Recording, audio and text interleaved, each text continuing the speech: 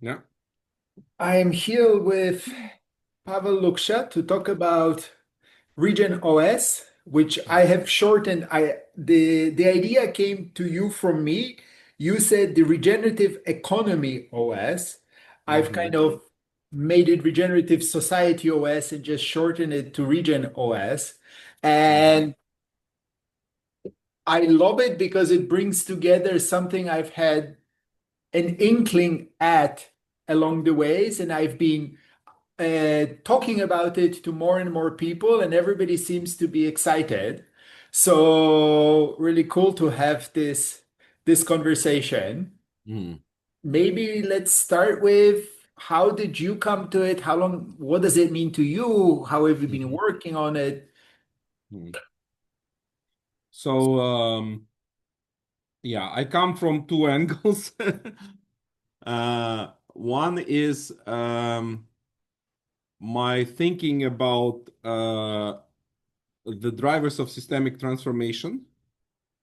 I've been researching this topic. How do we change the society and how do we evolve a society to begin operating on new principles? So some people call it, for example, moving from game A to game B.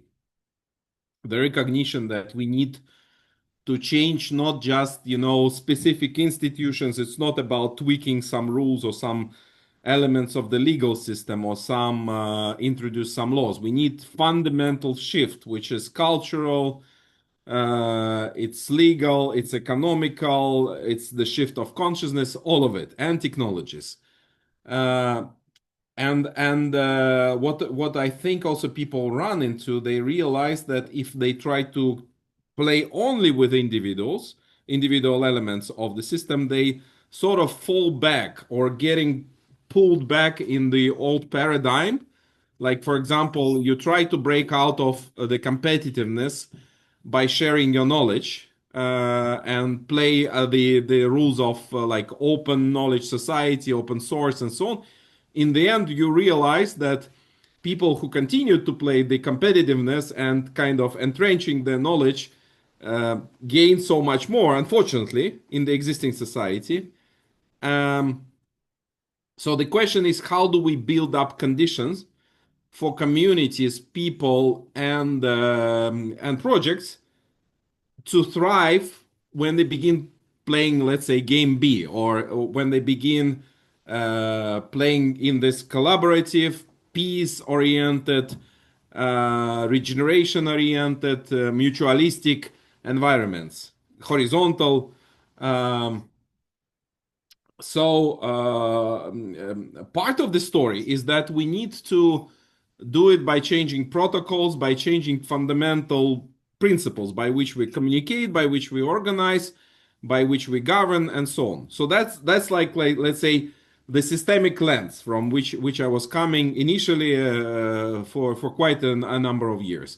And then, like the second part, maybe I should mention here before moving to the second part, that I tried to resolve this challenge from the lens of educational system that I worked with and skills. And that's where I also ran into exactly the same problem. You try to change society by changing mindsets of people and giving them new skills. In the end, they enter the same old system with same old rules of play.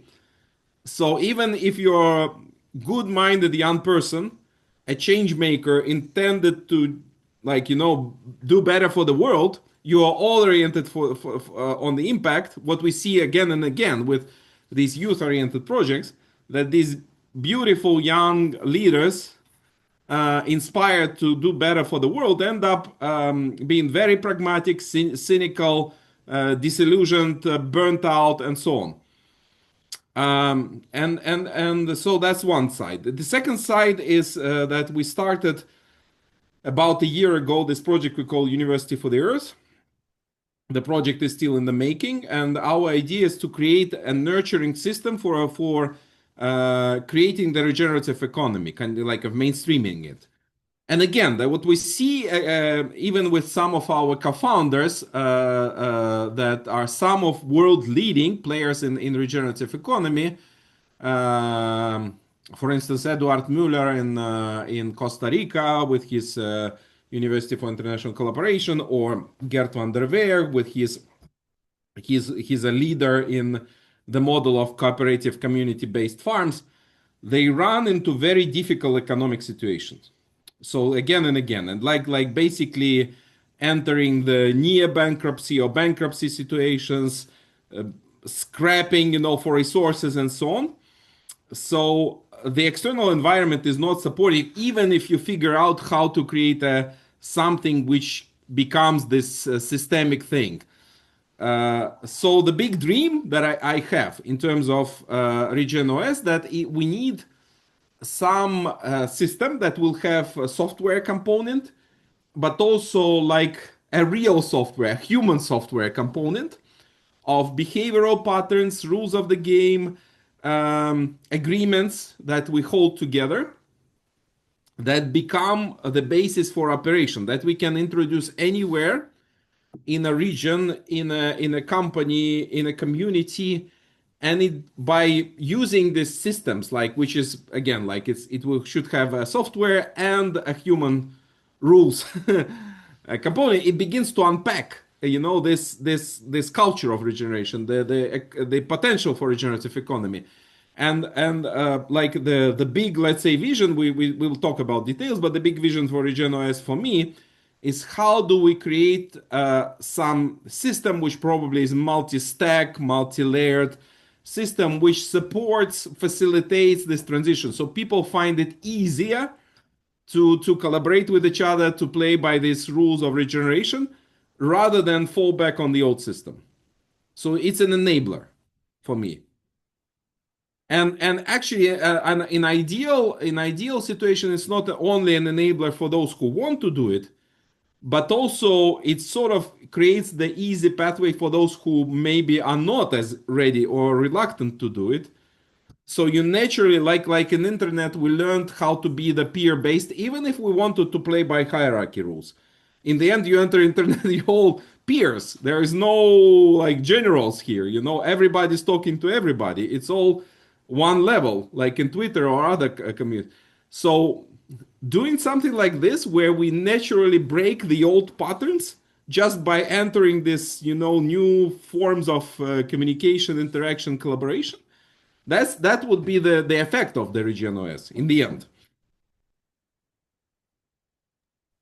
I love it. Thank you. So I think there's multiple layers. I think for people are listening, a key idea that you highlighted is that RegenOS for us, it's not just software, it's the culture, it's the values, it's what I learned from John Vervaeke called psychotechnology, which is how we relate to each other, the expectations we have, as you said, for example, of communication in collaboration, of, is the default hierarchy or is it a circle? And that's huge. I think the other idea that I connect with is this question, because you mentioned the young people who are, really awakened and they go into the real world and they hit into it. I've come across a similar effect of people who are adults who either through meditation, spiritual awakening, plant medicine, or other means have an awakening. And then on Monday, they're back at their office at the corporation, and it's again, boom, right? And you either completely fall out or the system grinds you back in. So this is a key question, right? Of what is the minimum viable pool of humans and of human relationships that we need in order to be able to live our lives in this way.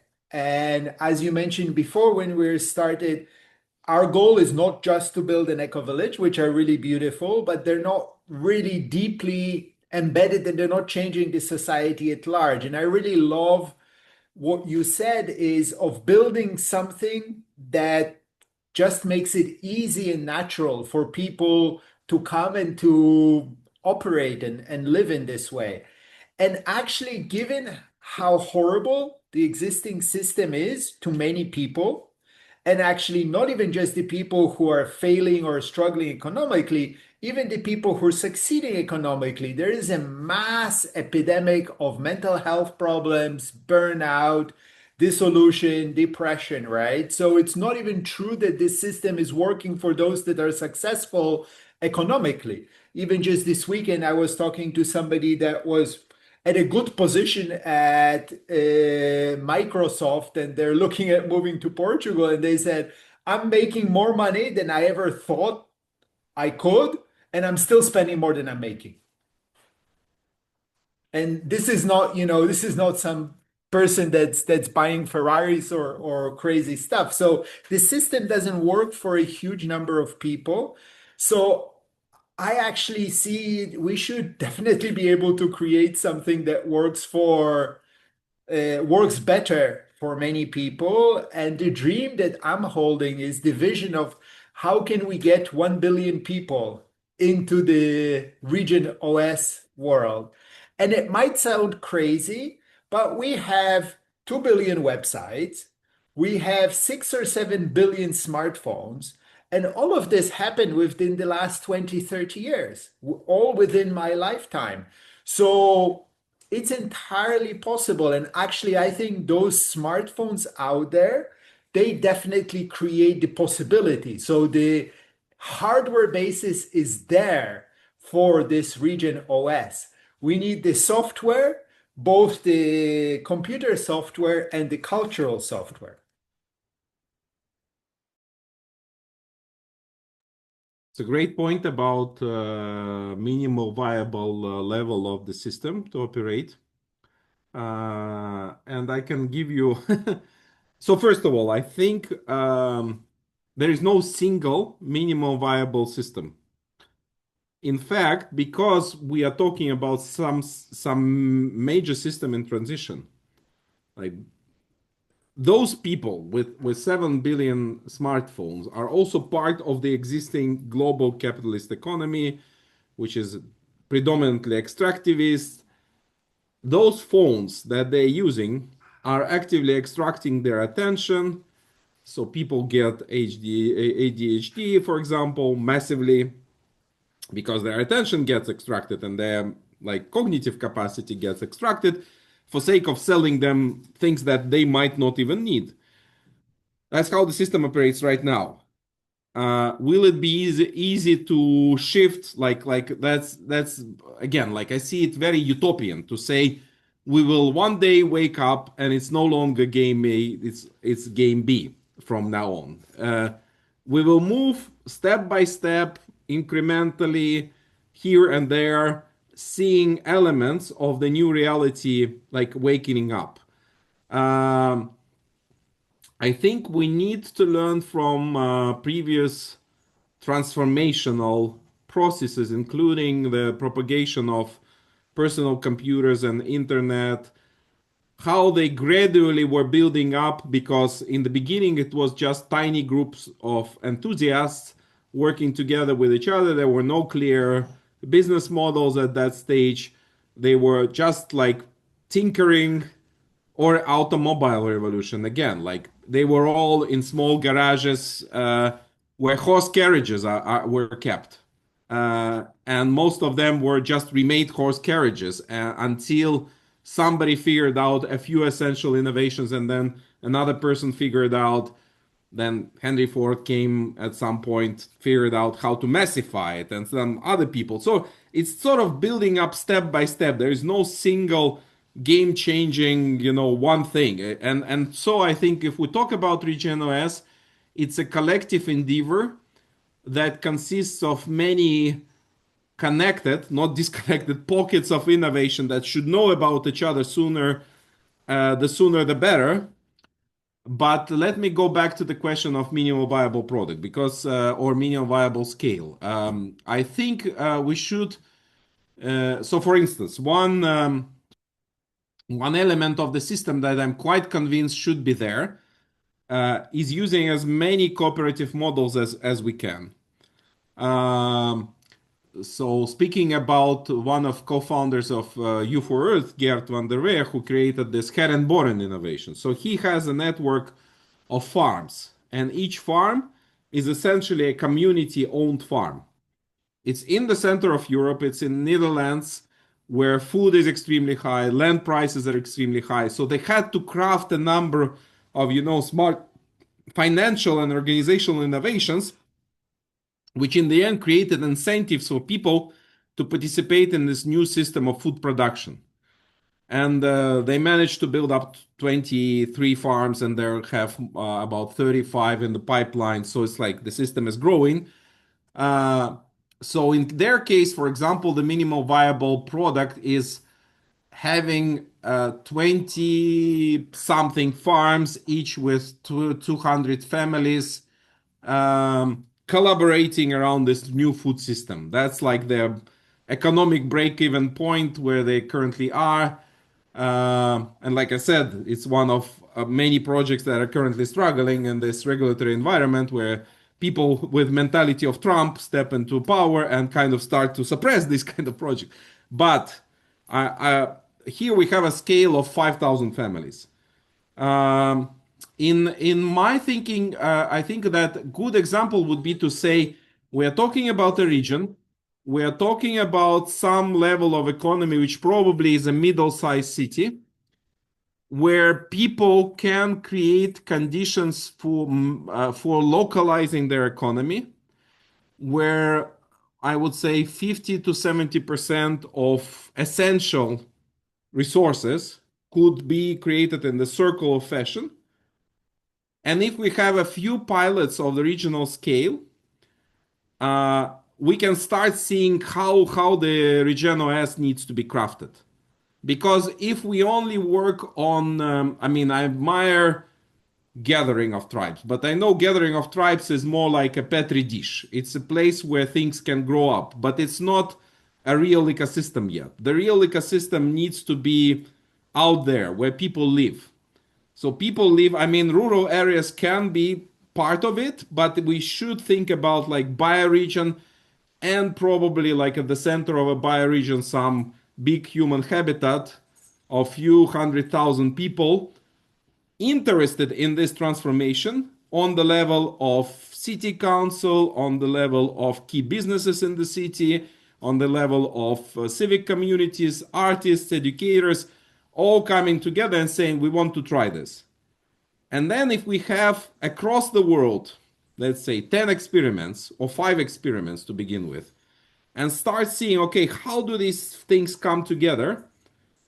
Here and there we'll see, okay, the need is for this type of solution, the need is for this type of solution. If we don't have, I don't call them playground, but they are like four running spaces where people are transforming their life collectively. If we don't work with that scale, we will remain highly theoretical. We will say, yes, they need this kind of collaboration, but it's like for sake of what? Because like the real need is out there where people live, where they daily live, and where we live. So we need to come and change we need the RegenOS in the end has to be a system of tools which allow you to live better life together. And where that's happening in human habitat. So I think the minimal viable scale is the level of human habitat of relatively large because cities are like, I call them crystals of human civilization because they kind of concentrate all the elements of what the civilization currently is. So if we want the whole system transformation, it has to happen at approximately that scale. Although organizations can also be there, smaller scale, like villages can be there, but it will be that scale. Uh, Interesting. I wonder if there is things which can be prototyped at smaller scales as well. Something, yeah, I mean, definitely those scales are really exciting. I wanted to mention two other things in terms of change. I think something for me that has become clear the last 200-300 years is that revolution doesn't work. It's really not effective in terms of systems change. and the country that you come from has suffered some of the worst results of that. Violent rupture is not the way to create peace and a better society. I'm interested, I haven't studied it, but I wonder if there's learnings on the transition from feudalism to industrial democratic nation state society, because that was a big change. And then the other change is the shift to monotheism, how societies shifted from multiple, and certainly monotheism has had a lot of negative effects as well in terms of creating separation. But it's very interesting to see how that fundamental shift in values in Jewish societies and then throughout Europe, how that went through and the whole society changed its values. I wonder what we can learn from that and how we can use those learnings to shift our values and our consciousness with intention. Something that I really think the Regen OS needs to support, that will be a part of the transition, is bringing back and also creating new forms of association of people. So, for example, I think guilds need to come back in the sense of a guild being a professional association which supports your lifelong professional learning and growth, gives you mentors, gives you apprentices, creates a sense of accountability for that profession versus the world, right? I really feel this myself, and I think more and more people feel it as we work many jobs, we switch between companies. That means we have no continuity of a professional environment which supports our growth and development. So that's an example of something that I think needs to come back. I think tribes are really interesting. A tribe I see as a unit which is a supports spiritual development, personal development, is there to also create mentors, to have elders, and also for working together in the world, right? I think, and I see it as a smaller unit. I think from a couple hundred people, it would already be a strong and robust and an interesting unit. So right now, the way I see in the world, more and more and more things which were done within human groups have become paid services. Childcare, care of the elderly, everything has become commercialized, and that's had many great advantages, but also had many disadvantages. So I think we need to claw back a whole bunch of activities from the commercial sphere into the community, into the communal sphere, and those communities can take different forms. And I think also with the software support, it will enable people that are not direct neighbors to still function and support each other as neighbors. So I think this is something that there will be more and more experimentation, and which I think will give us strength. There are so many things that you are touching upon, Victor. So first of all, I wanted to respond to the idea that revolutions don't work. Actually, a very important statement that there is a difference change process, not, let's say, trying to break the old system and get to the new one. One of the founding fathers of sociology, Petrim Sorokin, who was the head of sociology department at Harvard for many years, he was actually a long-time collaborator of Lenin, then was put into prison by him, then escaped. Like, he had a really interesting biography. But he had a whole series of lectures on the revolution, sociology of revolution and its effect. And I remember one line from from those lectures where he said, it's not one line, like it's whole lecture was the impact on society, and he says there is no revolution in history where human population did not suffer massive negative effects, usually resulting in collapse of culture, collapse of science, huge detriment to human security, famines. There is always spread of diseases, whatever, like everything, like robbery, whatever, whatever. Like so, actually, the best we can hope for are peaceful revolutions, which sometimes happen, very rarely. I've been actually not actively participating, but observed one very recent one in Armenia. Unfortunately, like for example with Armenia, where I watched myself, it was the most peaceful revolution in 20 years. Nobody was even hurt. They managed to overthrow the government. Uh, but in the end, it resulted in establishing everybody applause for the new government, but they consider the head of the government, the president, now a national traitor because during that government, the last war with Azerbaijan happened. They lost massive part of the territory. That's what happens. I mean, every revolution that I observe, in the end, just establishes new leaders, which basically continue more or less on the same trajectory with different means, and we end up like maybe in even in a worse situation. So that's one thing. The other thing is that collapse.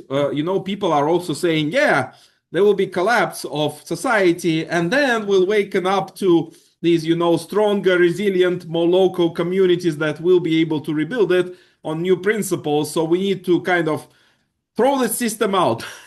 Unfortunately, like as someone who lived through collapse, and I studied collapse of human civilizations very thoroughly, of different historical cases, there is no case in history where collapse led to improvement of life of people, actually.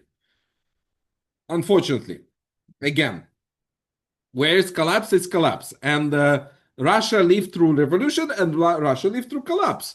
So Russia saw both effects, and the best you can hope for after collapse is having some authoritarian leader who will rebuild the country.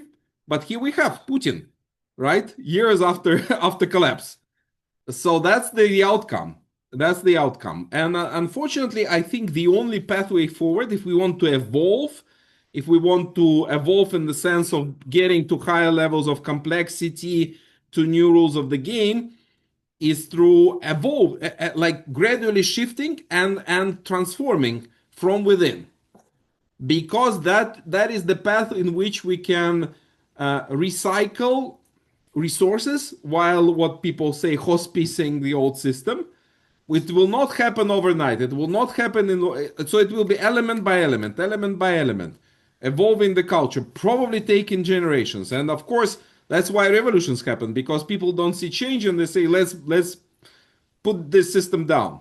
So I think like that's like well, at least you and I can, I think, agree on this. We can talk about it more, but the thing that we require an evolution at the scale, revolutionary evolution, is quite evident. And speaking about the scale again, you say 200 people. I think it will all depend on which kind of protocols. And it basically starts with two people. Uh, Speaking about conversion to monotheism, there is a good saying in the Bible by Christ, like when he's already embodying the God. He says, "When two of you meet in my name, I'm also with you." Uh, so that to me is like two people meeting with new protocol. So, for example, I think one of those spaces can be a family of the new kind. When two people meet, so family unit, and they base their relationship on genuine trust, openness, creativity, and so on and so forth, respect. This is the basis. So, changing of families, friendship, friends that are really trusting each other. but also recognizing that they are not against the world, but they invite others to be like the acting as weavers, for example, friends that are also start of the community. To me, it's all about changing protocols within these smaller scale systems and outside of it. And then, of course, depending on what you're talking about, a team of few, like remember Margaret Mead, who said uh, everything changes by small groups of people, is the only thing that ever happened. So probably the cultural shift can happen with a really few small groups of people. I'm thinking about beginning of internet. So one of my good friends, Howard Reingold, he was the first online moderator of the first ever online community in the world, which was called Well. And Well, you probably know, but it was the whole Earth um, live whatever, I don't remember the full acronym, or maybe live laboratory or something like this, but it was or it was online laboratory, but it was all about like people being together in this community. And it was Bill Gates, and it was like all those people, that years later became tycoons, oligarchs, and so on, coming together as peers, just playing out how this system can unfold in the beginning of 80s. So I'm thinking, okay, there were maybe 200, 100, 200 people, but it was already the beginning of revolution. The whole Renaissance was 1,000 people. So I don't think we need a lot of people to start it. Um, what we need is a scalability. I think what we need is a clear invitation how we move from 2 to 10, from 10 to 100, from 100 to 1,000, from 1,000 to million. Uh, and more, so it's about modularity. It's about use of very clear, simple, but efficient and viral protocols, which are protocols of communication, protocols of transaction, which most important have this network effect. Why internet succeeded? Because it had the positive returns, as people say. So Brian Arthur, who researched this topic, he said that all networks spread. I mean, if they find the right method, they spread exactly because they have this positive scale effect. The more people join, the better. So how do we create conditions where more people feel empowered to join? What are the basic human needs that are served when they join? Because the success of Facebook, for example, was based on our need to connect. And I think this guy who created it unfortunately did not serve it well, to be frank. In the beginning they did, but in the end they ended up siloing people, isolating them from each other, and creating more disconnection than connection. Uh, how do we drive a spread of a system such as RegenOS driven by basic human needs, including the need for love, support, care, attention, but do it in a way that does not throw us immediately into this competitiveness, division, manipulation? A very good question, and I think we need to look into the work of ProSocial, David Sloan Wilson, and people like him. Amazing protocols that they discovered actually scientifically, and that should be one of foundations of RegenOS from the human component. Yeah, I love what you're saying. So many things to connect with. So maybe going backwards in ideas with regarding scalability, that's where I think software comes in, and that's where I'm excited to contribute. But uh, software that enables us to scale not as individuals, but to scale as groups, right? For people to repeat and to recreate these functioning groups, whether it's tribes or guilds or regenerative cities, right? How do we embed the ability for somebody to, I've been kind of thinking about it as uh, open or regenerative or something franchising, right? Mhm. For all of its mercantile and consumerist flaws, franchising is interesting in that it has enabled us to spread certain ideas very effectively and consistently, coherently around the world, right? How do we do that, but do it in a way which is regenerative, which means we enable things to still be locally relevant, appropriate, and keep a local flavor and culture whilst spreading the backbone and the things which are in the background which should be repeated. So software will be a key part of it. What else was there? And then also software really which walks us into different pro-social ways of Mhm. coming together.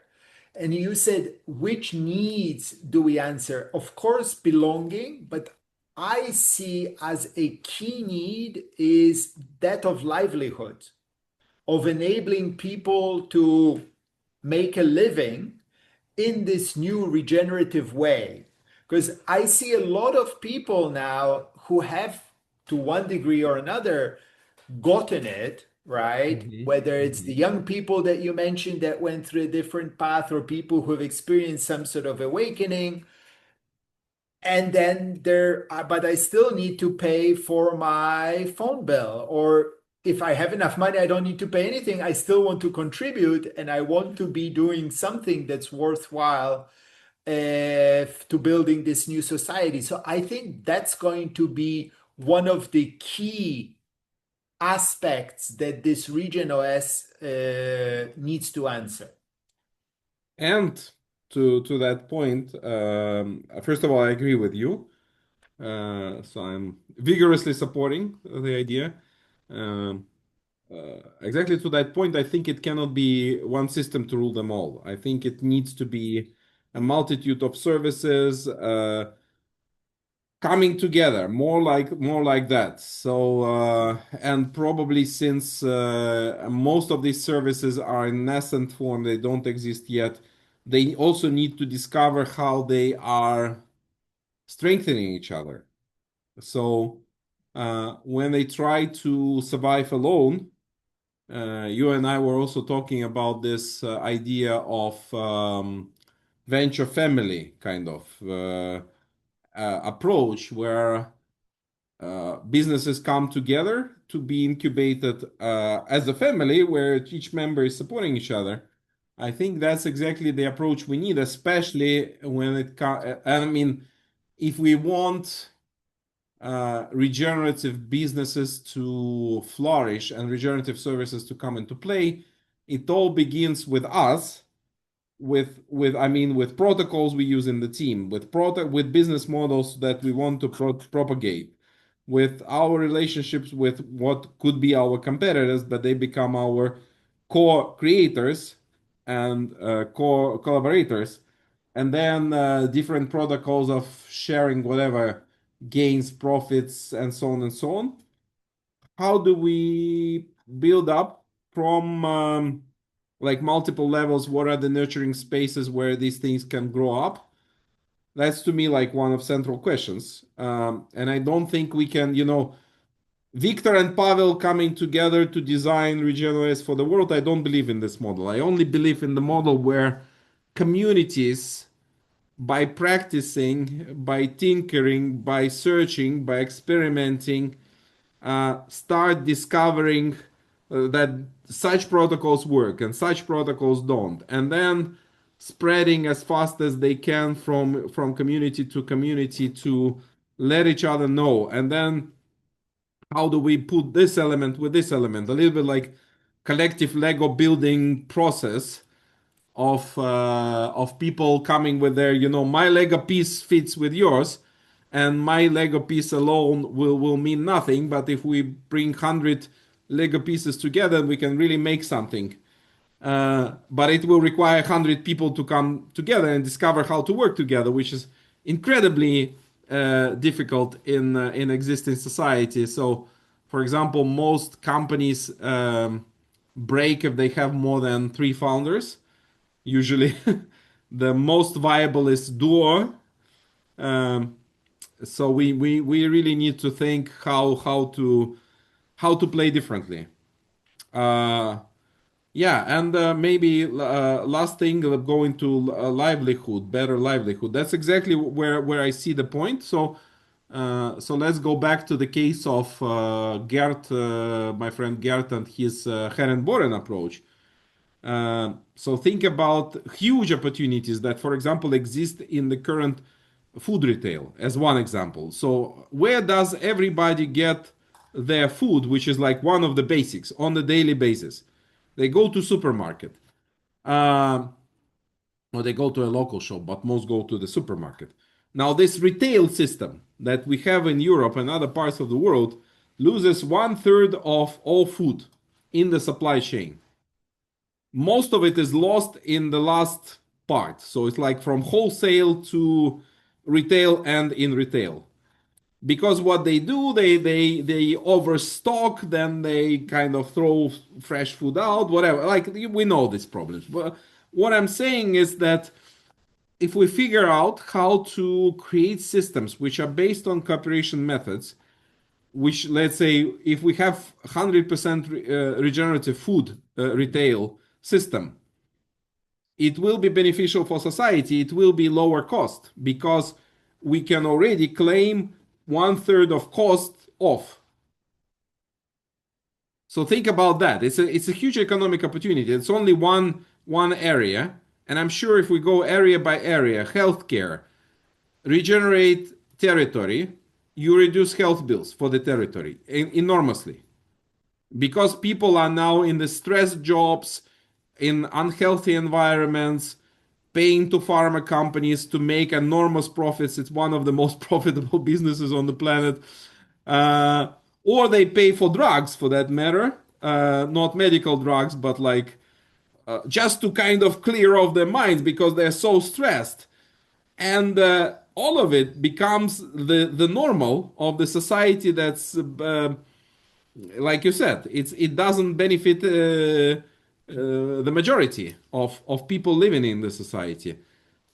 So livelihood, looking and let's look need by need. Let's look food, water, health, mental health, connections, relations, shelter, basic things, and ask ourselves how do we serve those basic needs collectively and individually. What projects are able to do it? How do we support them? How do we fund them? How do we highlight them? How do we help people realize that they gain so much by connecting to this part of economy? If we do, we figure out how to build this thing up.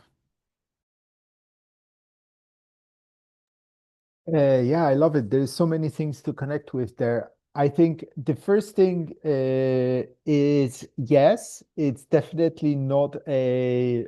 I don't see our role as the guys defining this. Certainly not for me. You're more of an academic. I think you're writing a book, right, about the regenerative economy. For me, I see my role as a convener. So putting the question out there and inviting people smarter than me, inviting energy into this conversation and into building this.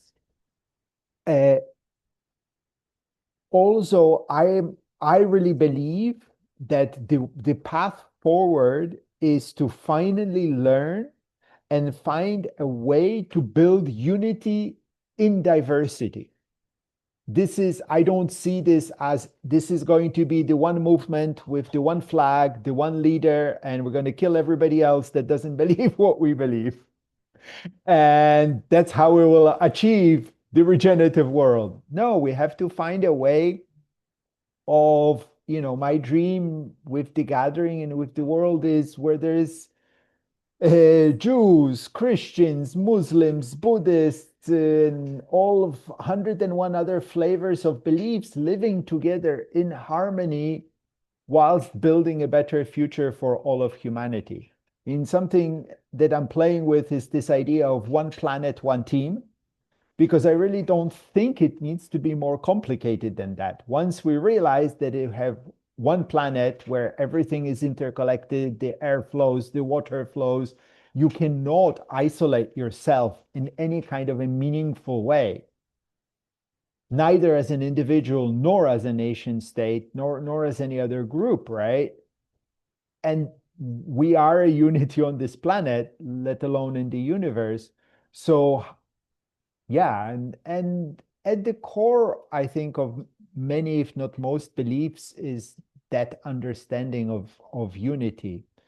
So, and similarly, on the software side, where I can speak with a bit more authority because it is my profession, I envision RegenOS as not being one piece of software or one small group of software, but as being a collection of open protocols, APIs, and other technologies for interoperability, which enables hundreds of thousands of different applications to all be part of the one regenerative OS with shared identity, reputation, and other things, technical details to be sorted out. But the idea is that the default is building software for interoperability and being part of the ecosystem. I think this is fundamentally, maybe for me, the core of what regeneration is about, is starting not from a point of me and, okay, how do I solve my needs or build my bubble or build my company, but starting from I am part of an ecosystem, and within this ecosystemic context, how do I build my life, build my company, build my tribe? And similarly with software, right? There is this ecosystem of protocols and things as the internet has kind of created, as in a limited and very closed commercial bubble sense, Google, Apple have managed to create, but in a much deeper, richer, open, and regenerative way. Um, well, in that sense, also I want to highlight that um maybe potentially we are closer to the desired state than we think we are. Um, so I really like to think about the three horizon model or three waves of innovation model in my work, where some of the first horizon being the dominant paradigm, the third horizon is that emergent shifting paradigm, and the second horizon being like the bridge. So in that regard, if the industrial extractive society is the dominant paradigm, and regenerative is a future paradigm, the bridge is actually digital economy, where some protocols like horizontal, peer-based, collaborative, scalable, are from the future, and some are from the past. So it's like in between. But it also creates conditions for people to begin exploring that future society. More in virtual spaces so far, and maybe more in play protocols. But we have successful projects like Wikipedia, where everybody is contributing to commons, and so many more. I mean, so many more. So I believe the protocols, many protocols are already there. We don't have. It's not that we have to invent everything. I think we have a lot. We just need to realize the building blocks are there, prototypes are there. It's more about creating conditions to come together to start, merging those pieces, saying, okay, these are the people that are doing this. What are the essential building blocks? What are they? And I guess that part of the story is how do you make it more viral and more not just viral, but viral in the because virability, I think, it also assumes that we go like in TikTok, people there's a meme, and then like the other day they forget about the meme, and it's as if it never existed. But we want the cultural change to stay. So I think it's not only about virability, but it's also about really involving people in something that has fundamental value for their lives, for that has that, I mean, once you try it, you cannot unsee it. That has to be the quality of these things. And yeah, I'm really curious. I feel like it has to be, that's exactly the kind of experiments we need to conduct in our communities right now, to say, okay, what are those kind? Speaking about, let me let me tell you one story which I wanted to tell you when you were talking about monotheism. A story which is a myth which I'm kind of deeply inspired by when I think about this conversion to a new belief system. It's from Iceland actually. There is one place in Iceland called Godafoss, which we really I really love this place. A very beautiful site. It's a waterfall of gods. So the story about that waterfall is to me a beautiful illustration of how the change of belief happens. Because where Icelanders actually it was the first true European democracy of the modern kind. Actually, they were in ninth century. They escaped the Norwegian king and went to Iceland and created a kind of parliament where everybody had equal voice, apart from children, including women. By the way, it collapsed after 200 years, exactly because there was no central ruler, and some people started to abuse that system. In the end, it collapsed. They called for the king to restore order. But it worked beautifully for 200 years. And part of the story is that they collectively decided they want to move to a new belief system. And part of the story is when the missionaries came, and there was this like a central priest of Nordic gods who was carrying like all his totems, like these wooden gods, with him.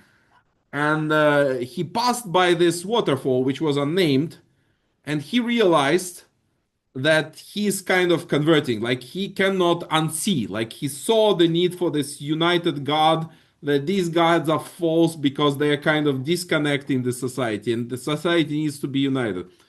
So he went by the waterfall and he threw the gods into water, and he like stepped on one side of the river as he was like polytheist, on the other side he was monotheist.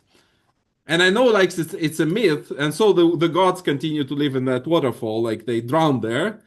But the story to me is like, yes, you are. It takes probably builds up all your life to make that conversion, but there is this instant transition when you cannot unsee some kind of future that you begin rooted in, and then you once you connect with that future, you just begin operating from that future.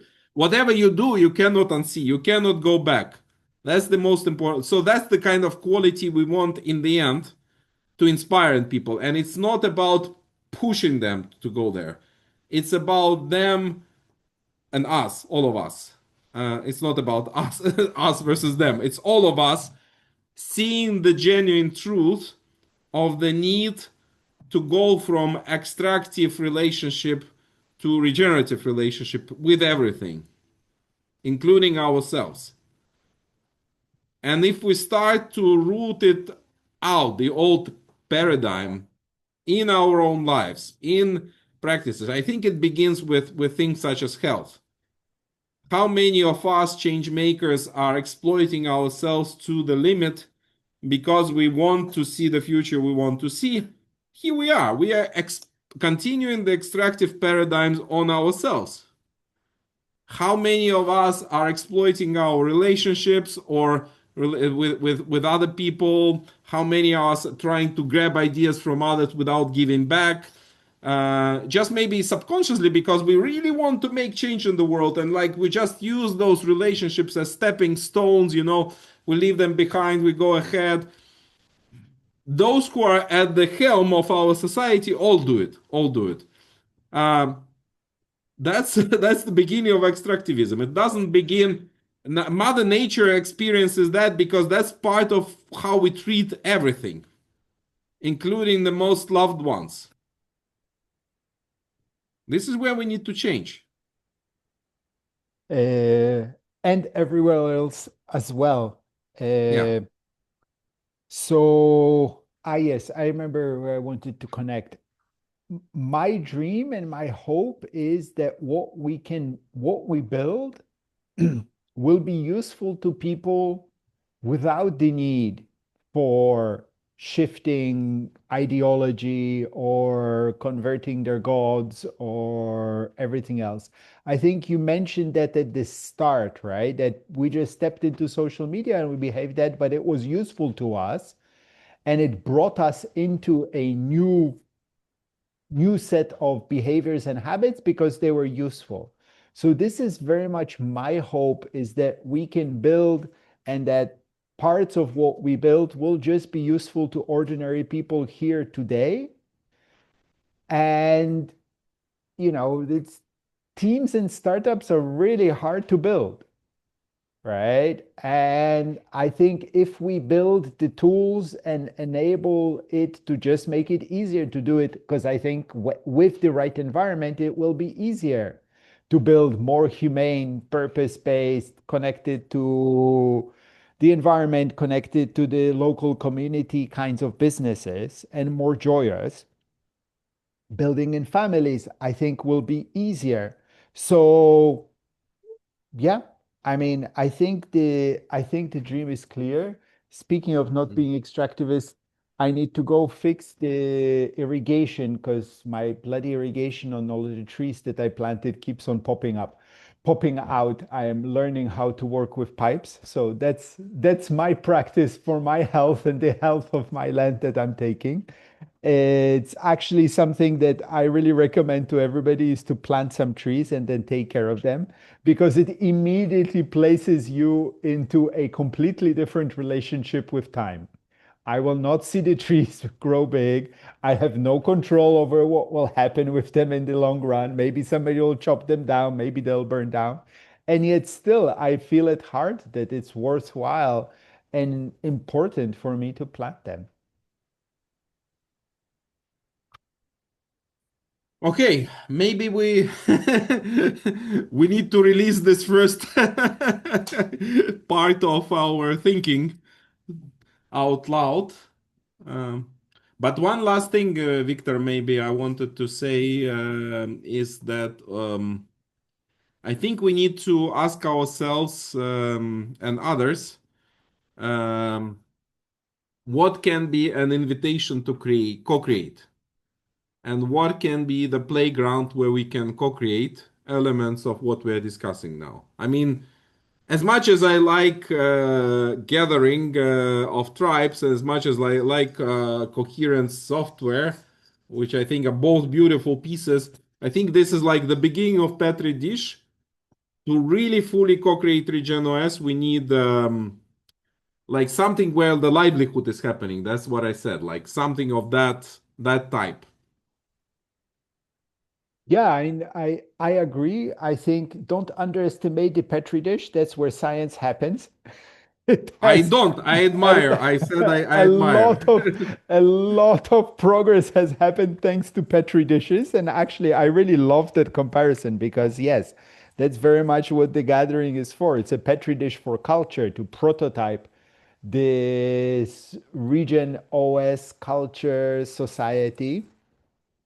So I think the invitation first is to start playing with the idea. I mean, coherence, by the way, already in conversation is evolving as something that will be much more than just conversations. Christine is proposing to organize hackathons. I am very much working towards building the first venture family. So if we can get people to start talking about this, and if we can get this to be an umbrella idea that many people see themselves to be part of, I'm hoping that this will already start creating some of this unity and diversity. I'm hoping that actually coherence will be important, that a lot of people will talk to each other and discover that they're doing similar things, and maybe we don't need 10 projects doing the exact same thing, maybe two or three is enough. I'm not against competition, but 10 projects doing the same thing and being under resourced is weak. Also, we need to get this idea big enough that we can start creating the narrative to enable the flow of funds into this idea space, which will also mean developing the idea space and the concrete applications in such a way that it is interesting, at least for impact capital, to flow into this space. So for me, the work is clear, is to bring people together. We both know a lot of the people, create concrete. For me, my focus and my area is software projects. So software to enable all of these things, protocols. Yeah, I think the invitation is for everybody to come play. I think if we get a lot of, and there is amazing people in this space, people, you have so many decades of experience, but there's quite a few people now that have decades of experience. People, young people who don't have decades of experience, but have buckets of energy and determination to make things happen. And we need both. We need to organize, collaborate, and it's a combination of starting to build this culture, build this software to enable us to see, discover each other, move from conversation to collaboration. Yeah, that's how I see it. Amen. Wonderful. Thanks so much. And until the next conversation. Thank you.